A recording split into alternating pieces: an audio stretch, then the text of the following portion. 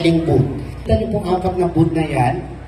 Ayan po yung mga selling booth ng Ginebra San Miguel products. At bantayan din yung mga VIP guests na natin na nandun sa may GSMI area at LGU area 10. So yun po yung mga primary role nila. Ito naman po local source bouncers natin ay kinori natin dito sa Coron at Paswanga. Ang primary role naman po nila ay bantayan at tutukan yung nangyayari on stage at tutukan at bantayan yung ating mga performers during the evening. Tapos kasabing dito ay ang ating mga traffic enforcers na magmaman naman ng traffic dito sa may bandang ito at doon sa kawilang side. Tama po? So ideally, naputin natin yung napag-usapan, i-discuss ko lang po yung protocol sa pagpasok. Sa pagpasok po, CSO unit po ang magmaman. Tama po? Pagpasok po, meron po tayong 4 na lane. Kung nakita niyo po yung tarpaulin, meron male with bag, male without bag, female with bag, and female without bag. So basically, yung without bag po, frisking po yun. Sa female po, sana babae din po yung nag-frisk. Anything na ma-frisk po natin, naglagay po kami po doon ng basurahan, or kung gusto niyo po maglagay ng box. Wala po tayong provision ng safekeeping. Kung meron po silang item na dinala na hindi allowed inside the concert ground, pwede po niyong itapon o sabihin niyo, iuwi muna nila. Ngayon, I understand meron po kayong guests coming from the different barangays at yung malalayong lugar from the Swanga, etc. etc. So yun po ang provision. Wala po tayong provision for safekeeping. Kayo po ang bahalang mag-decide.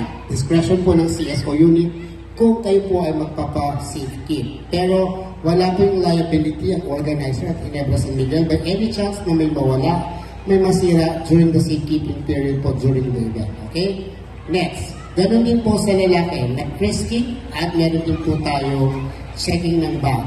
Ipinagbabawal sa loob ng concert ground yung mga payo, kautusan po yung kapulisan. Tama po, bawal po ang payo, malalaking backpack. Bawal po mga produkto na hindi covered ng Ginebra San Miguel o hindi produkto ng Ginebra San Miguel.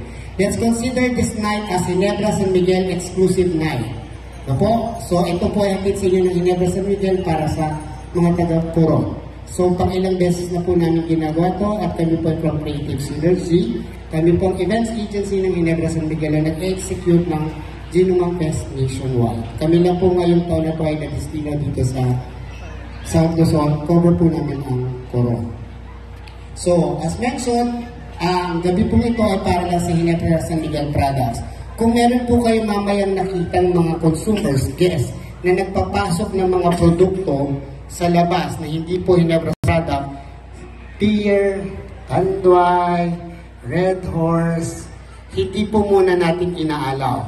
By any chance, may nakapagpasok po ng produkto, let's ask them nicely na i-consume at inumin sa labas ng concert ground.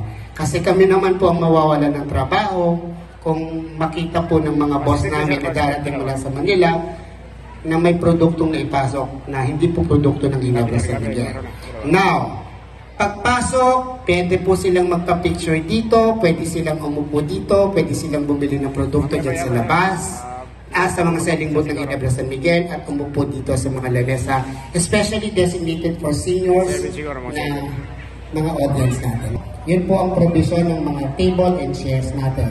Lahat ng guests ay pwede dito sa tinatawag natin mosh pit or open grounds na malapit sa stage. So, pwede po dito. Dito na sir, pero, ma-mention ko sa iyo ang video event po na to ay strictly for 18 years old and above only.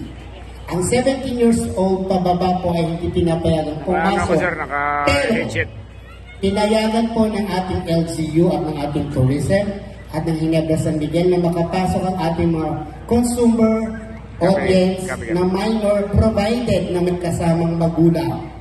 Pero doon lang po sila pwedeng umupo sa bleachers na nakapalibot sa ating plaza.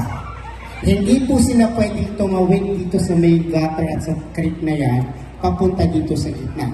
Please lang po. Very, very particular po kami doon kasi po, ito po ay alak. Ano po? Ang event po na to ay nagbebenta na at nagpuprodukto ng alak. So, okay, we have specific assigned exits. Lahat po ng exits ay accessible for exits naman. Naglagay lang po kami ng particular signages ng exit para lang po mas identify natin na doon lang lalabas yung mga tao. Yung other exits po, pwede natin patauhan at palagyan ng tali siguro. Pero kung gusto po naman ng ibang guest na din dumaan, discretion nyo na lang po. Again, lahat po ng lalabas sa exit points ay tanda po lalabas. Kung kinakailangan na bumalik, kailangan po nilang umikot at pumasok ulit sa entrance. Bakit? Para dumaan po ulit sila sa proseso ng bag checking. Sa loob po ng concert ground, pinagbabawal ang payong, barbecue stick, anything na pagkain at inumin ng debote. Bawal po yun. Po? Kasi iniiwasan po natin na may magbato at gumamit ng mga barbecue sticks during the concert. Po? May mga incident na po previously na may ganun po, so pinapatigil po namin yun. Bawal tumungtong sa silya at sa lamesa. All throughout the evening. Bawal po yun. Every now and then, ina-announce po namin na bawal yun. Sinasabi ng host na bawal tumungtong. Bawal magbato ng karap. No po? Ito pong nakikita niyo pong mga inuman na yan, normally paglasing na yung tao, binabato nila. So pinagbabawal po yun. Bawal din po iwas yung inumin at mga tubig. Kasi yun po yung isa sa nagkukos ng agitation or yung gigil ng ibang audience na po. Pinagbabawal po namin yan. Ito naman po ay hindi unang beses na ginawa natin dito sa Coron. So more or less, alam na po natin ang proseso at protocol ng Zero Man Fest 2025. Ulitin ko po, ang designated exits po ay Nanzar. Ang ito po, ma'am, ay LGU VIPs po at yung mga guests po ng ating LGU, no po? Sa kabilang side po, nandito po ang ating GSMI VIPs, no po? Yung mga guests po ng ating dealer at saka ng ating VIP guests ng Ginebra San Miguel. Meron po exit sa kabilang